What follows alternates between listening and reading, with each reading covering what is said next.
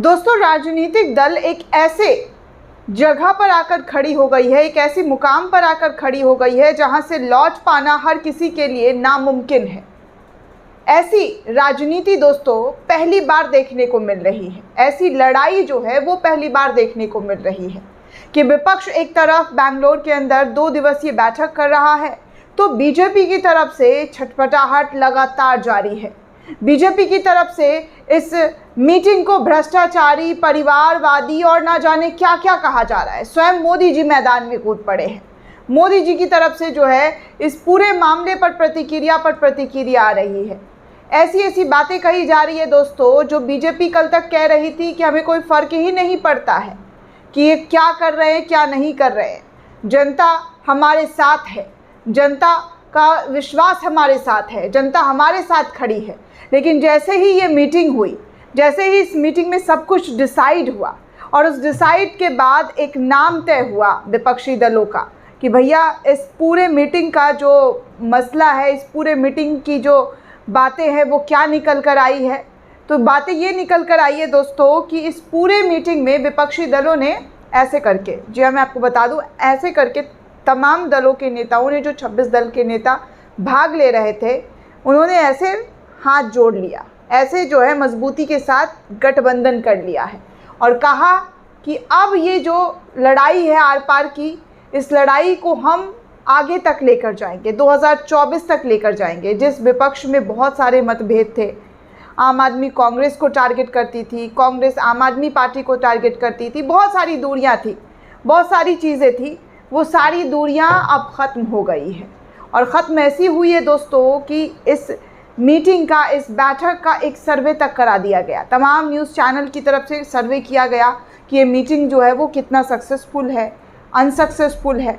तो जैसे ही ये नाम धरा गया, बीजेपी ने, तो बीजेपी का नाम जानते ही हैं, भारतीय जनता पार्टी और एनडीए कहा जाता है, लेकिन विपक्ष का जो आज नाम रखा गया है, तमाम दलों का मिला करके गठबंधन का जो जोड़ हुआ है, जो साठगांठ हुई है, उसका नाम इंडिया रखा गया है। इंडिया, जी हाँ दोस्तों, इंडिया रखने के बाद से ही एक सर्वे न्यूज़ चैनल पर हुआ। न्यूज़ 24 की अगर मैं बात करूँ तो मैं न्यूज़ 24 का सर्वे देख रही थी। उस सर्वे में पूछा गया कि विपक्षी दलों की बैठक जो है वो सक्सेसफुल होगी या अनसक्सेसफुल होगी। मैं आपको पहले वो ट्वीट दिखाना चाहूँगी कि इस पूरे बैठक को लेकर किस तरीके से जो है ट्वीट्स हुए हैं। ये आप देखिए, न्यूज़ 24 ने लिखा है ट्वीट करते हुए कि इंडिया वर्सेस एनडीए में कौन जीतेगा। उन्होंने पब्लिक से ओपिनियन मांगी, तो उसके बाद क्या जनता की राय आई है ये भी देख लीजिए। इंडिया को लोगों ने 82.9% लोगों ने कहा है कि ये मीटिंग जो है बहुत ज़्यादा सक्सेसफुल होगी, ये जो गठबंधन है यही 2024 में जीतेगी। और एनडीए को लोग जो है वोट किया है दोस्तों, मात्र 17% लोगों ने वोट किया। 17.1% लोगों ने कहा है कि इस बैठक का कोई हल नहीं होगा, इस मीटिंग का कोई हल नहीं होगा।